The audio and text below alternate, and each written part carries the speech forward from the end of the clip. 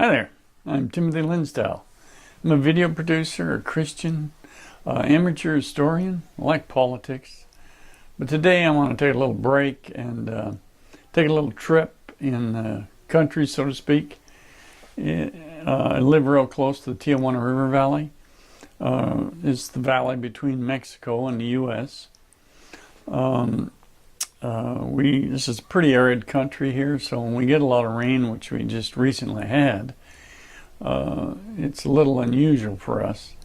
And there's a large watershed that dumps into that valley, so it can flood at times. But we'll go look around, show you what can happen in a place like this, talk about it a little bit. It is a pretty interesting area, so hope you enjoy, so come along. Thank you.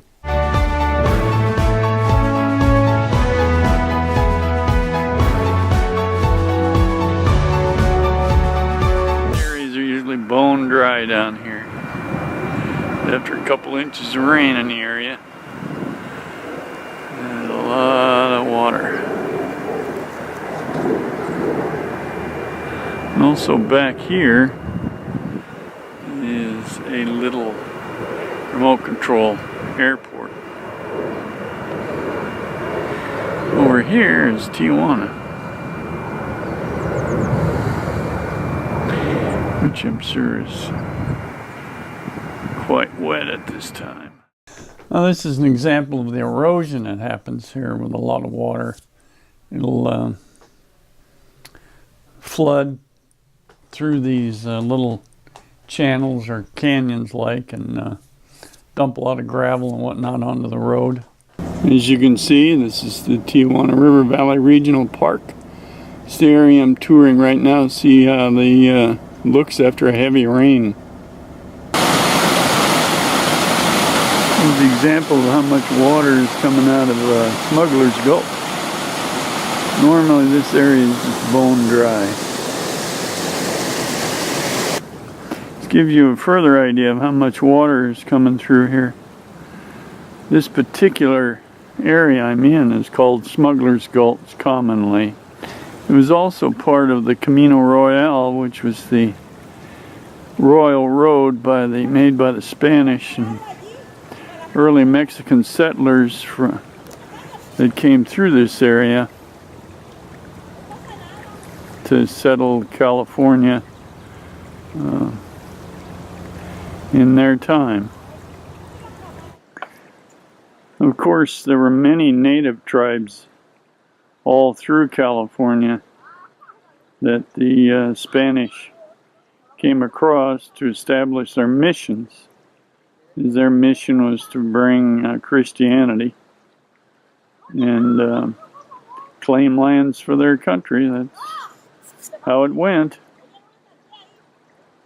Father Serra was the Catholic priest that established the missions along California, and then Dienza, I believe a Mexican mix Spaniard that helped to colonize the area after that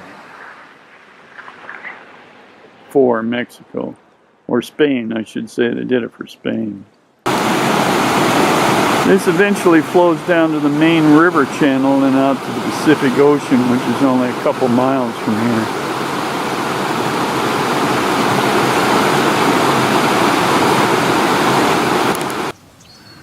This is one of the last few farms left in the river valley. Right now it's being used as a horse farm. It used to grow quite a bit of things here. In the fall you'd see big pumpkin fields. This road you see on your left is the end of 19th Street. It used to run from the main streets all the way across the bridge over here to Monument Road. It's been long since abandoned. Here's a nice little park area built down near the border.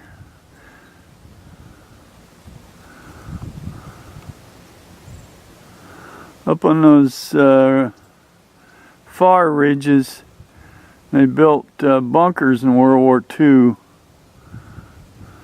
that are still there. Those ones in particular were used as base end stations to aim the guns. This sign here is telling you there's a trail detour because the roads down here and trails can get easily flooded when it rains, and I'm sure they're flooded now. This is giving you a detour. And this is Borderfield State Park. It's built in recognition of the border, of course, that runs right into the sea down here, no more than maybe a mile and a half from here. As you can see here, there's multiple warnings. Endangered species in the area. They're trying to reestablish certain species in the area. Contamination from runoff. Warning on rattlesnakes, which there are a lot down here. I have had the pleasure of running into them, but fortunately not being hurt. As you can see, there's a lot of water after this heavy rain we had. This is generally very dry down here, except for the main channel of the river valley, which is over beyond this, what you can see here. That's an access road to the mesa that you can see up above that runs right over to the border walls that have been put up by the U.S. And these hills are lit up at night to prevent crossings, illegal crossings.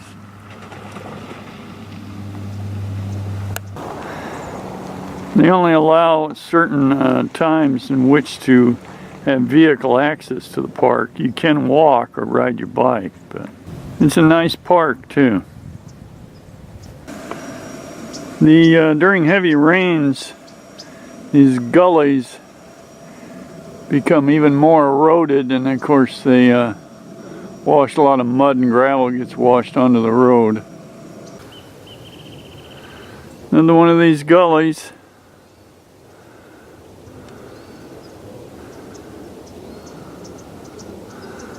This is washed into the road pretty heavily.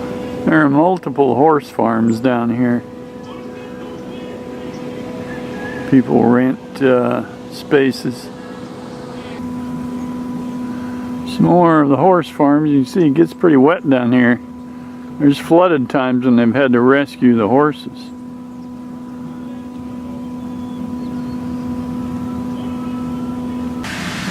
This spot on this access street is the lowest and most flood-prone spot, but people have driven through it today.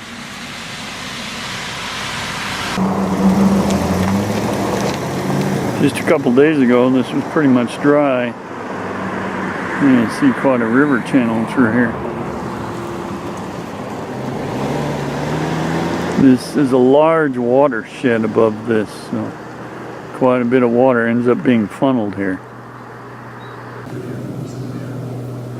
Trying to give you an idea of how much water is flooded in here. I'll see if I know I have shots from the drier period.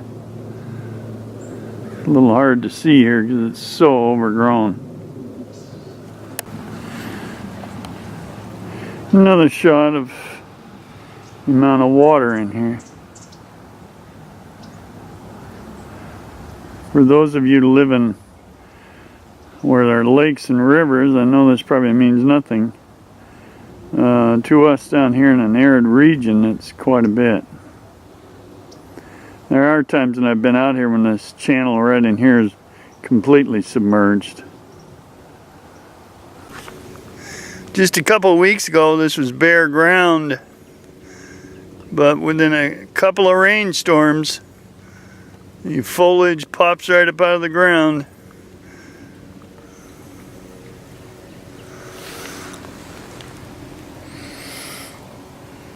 Okay, this will give you an idea of how much water is coming through this channel in the river valley. This covers a broad watershed. It's all funneled right down in here, and this is a low spot in this street, so it gets flooded.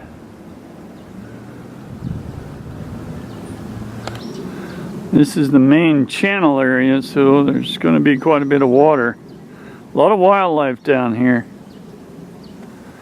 It's pretty amazing when you consider the millions of people that live around this valley. There's been a lot of farming down here over the years. And you can see some of these farm fields. Many are still growing crops of different kinds. Hi. I hope you enjoyed our little trek through the river valley. It's got quite a bit of history to it.